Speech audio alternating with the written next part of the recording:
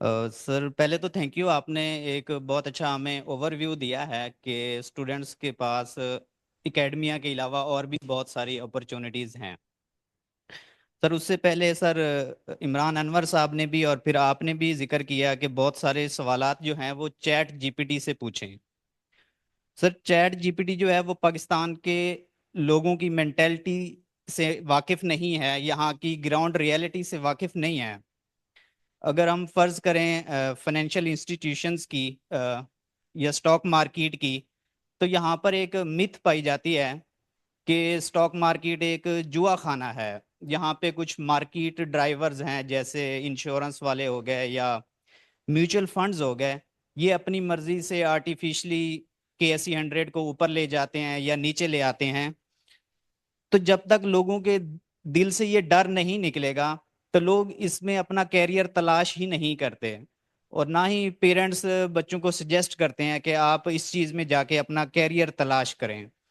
तो इस डर को कैसे निकाला जाए कि ये कोई जुआ खाना नहीं है स्टॉक मार्केट, इसके पीछे मुल्क की इकॉनमी होती है तभी स्टॉक मार्केट ऊपर या नीचे आती है, या इसके पीछे कंपनी की अर्निंग्स या फंडामेंटल्स होते हैं।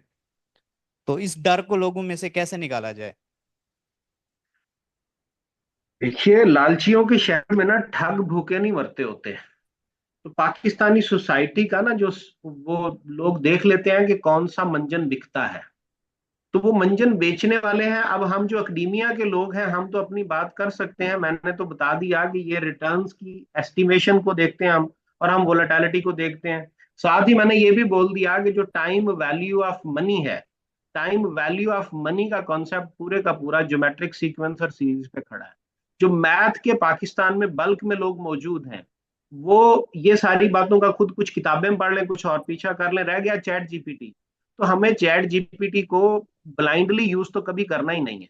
अगर आपका बैकग्राउंड है, और चैट जीपीटी से काम की स्पीड बढ़वा लीजिए, लेकिन चैट जीपीटी पे आप कभी भी रिलाय नहीं कर सकते। आजकल तालब इलम जो थीसिस लेके आते हैं, उसमें अंग्रेजी की गलतियों से पाक थीसिस होता है। तो हमें फौरन पता चल जाता है कि ये जो अंग्रेजी की गलतियों से पाक थीसिस है, ये चैट जीपीटी का लिखा हुआ है।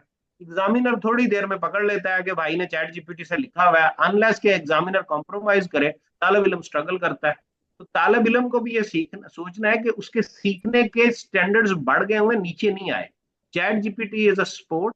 तो चैट जीपीटी को तो हम थोड़ा बहुत अपने बहकावे में भी ला सकते हैं। तो चैट जीपीटी से जितनी चीजों का हम फायदा ले सकते हैं उतना ही लें। बाकी चैट जीपीटी को देखने के बाद गूगल और किताबें फिर भी मौजूद रहेंगी। रिसोर्सेज को आपको रेफर तो करना ही पड़ता है। तो जो भी इंफॉर्मेशन आपने यूज करनी है, उसकी बैकग्राउंड में जाएंगे, उसका रेफरेंस ढूंढेंगे कि लिटरेचर में कहाँ रेफरेंस है। Chat GPT is not a reference.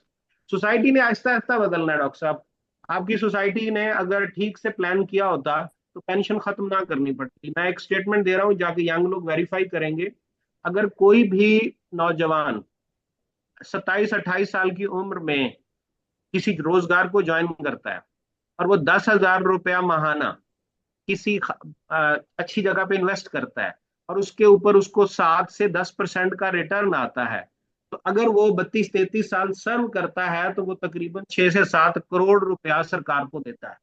और सरकार ने उसमें से वापसी उसको करना होता है 1-1.5 करोड़। तो सरकार वहां से बहुत पैसे बचा सकती। लेकिन क्योंकि हमारे यहाँ फाइनेंशियल अंडरस्टैंडिंग कमजोर है, और उस तरह से वो इन्वेस्टमेंटें भी नहीं हुई, तो हमें अल्टीमेटली पेंशन क्लोज करके एक सोशल अनरेस्ट का सामना है। तो यंग लोग हैं, अब ये एक प्रॉब्लम भी है और यहाँ पे अपॉर्चुनिटी भी है कि यंग लोग इस मामले को एक्सप्लोर करें कि ये जो नई अपॉर्चुनिटी आ रही है, हमारे बुजुर्गों से तो ये काम हुआ ना, तो हम कैसे इसमें अपना रास्ता ले सकते हैं। जो इंडियन स्टॉक मार्केट है, इंडिया में म्यूचुअल फंड, ये जो स्टॉक में इन्वेस्ट करने वाले लोगों की तादाद